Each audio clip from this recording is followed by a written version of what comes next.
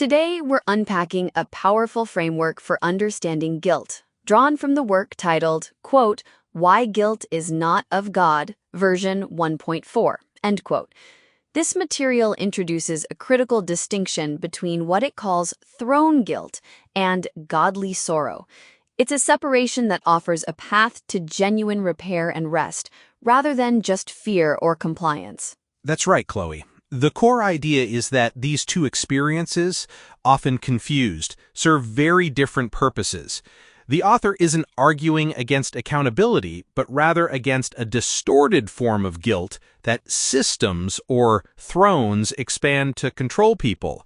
In contrast, they suggest God's intention narrows sorrow to specific harm that requires repair. And the author makes it clear you don't even need to accept their metaphysics to use this book. It's treated as a functional test. What does a feeling produce? Does it lead to hiding and compliance, or to truth and repair? That's a fascinating way to frame it. It is. The thesis states that throne guilt is broad, vague, expandable, and custody-oriented. It aims at obedience, optics, and hierarchy protection. On the other hand, godly sorrow is specific, repairable, outward-facing, and burden-lifting. It aims at restitution, changed behavior, and restored consent. These are fundamentally different outcomes. So, throne guilt is about control, and godly sorrow is about correction and healing. The analogy of the smoke alarm versus the fog machine really helps clarify this. A smoke alarm, representing godly sorrow, is specific. It tells you there's a fire and demands action. Once the fire's out, the alarm stops. Exactly. It names one real harm, points to one repair, and pushes you toward restitution and a changed boundary. Then it fades, because the loop closes.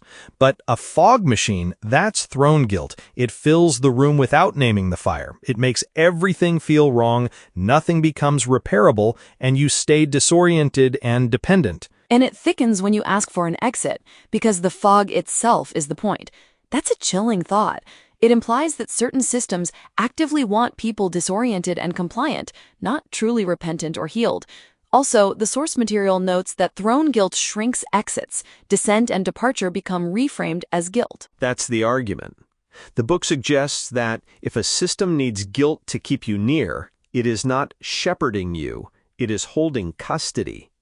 This custody often manifests through tactics like tone court and worthiness theater. Tone court is when your tone becomes the trial. When you ask for criteria or name harm, the system ignores the substance and critiques your tone instead. So be respectful becomes a weapon to avoid providing receipts or making repairs. This connects to what the source calls confession upward as submission, rather than outward repair. Precisely. And worthiness theater is the performance you put on, demonstrating loyalty, deference, positivity to regain access. It replaces actual repair with compliance. The system positions itself as the sole authority for processing guilt, granting absolution, and restoring access, which is the definition of custody.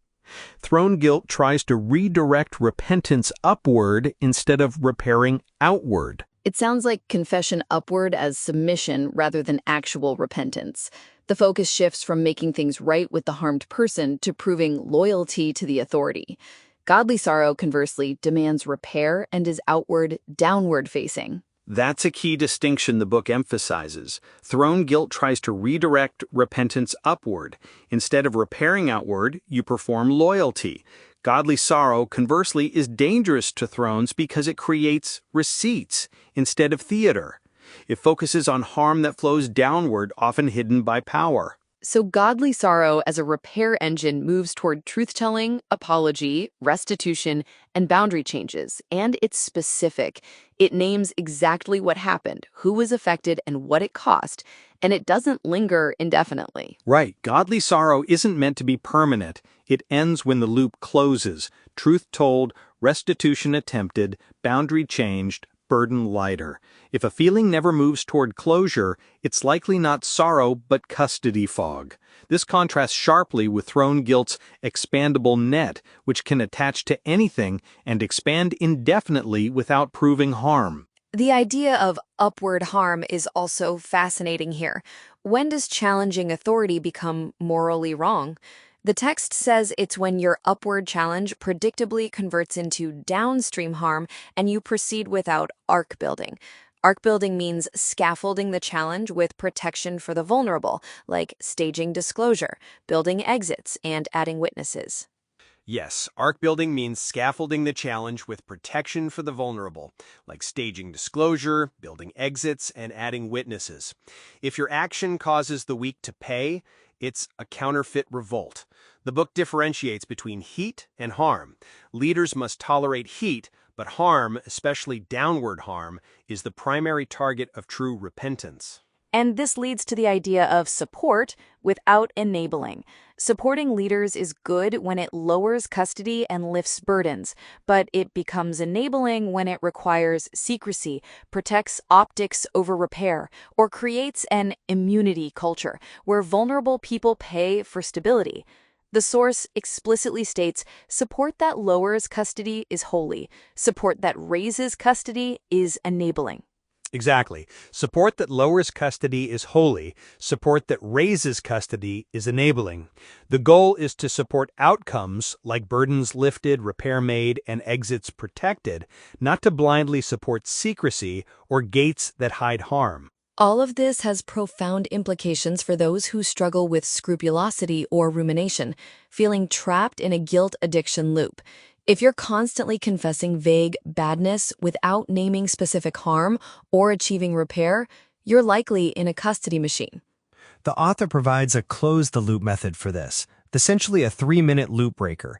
Name the concrete harm or admit there is none and rest, choose one repair or arc-building action, and then genuinely rest. The loop closes when you see fewer reassurance rituals, more concrete repair, clearer boundaries, and growing rest. It sounds like a guide to reclaim agency and move from a state of controlled anxiety to one of genuine healing and peace. The book isn't just theory, it offers practical tools like test cards and a 30-day repair plan to apply these distinctions. It's all about making things right and then resting, rather than performing endlessly to feel clean. The core message is that if a feeling makes you hide, perform, or submit without repair, it isn't from God. If it makes you tell the truth, make restitution, and change your pattern, it's closer to godly sorrow. It's a powerful and practical guide to navigating the complexities of guilt and accountability, offering a path to freedom and genuine resolution. We've been discussing insights from the book, quote, Why Guilt is Not of God, version 1.4, end quote, which was written for anyone trapped by guilt that doesn't lead to repair. If you found this conversation valuable, consider sharing this episode with someone who might benefit from hearing it.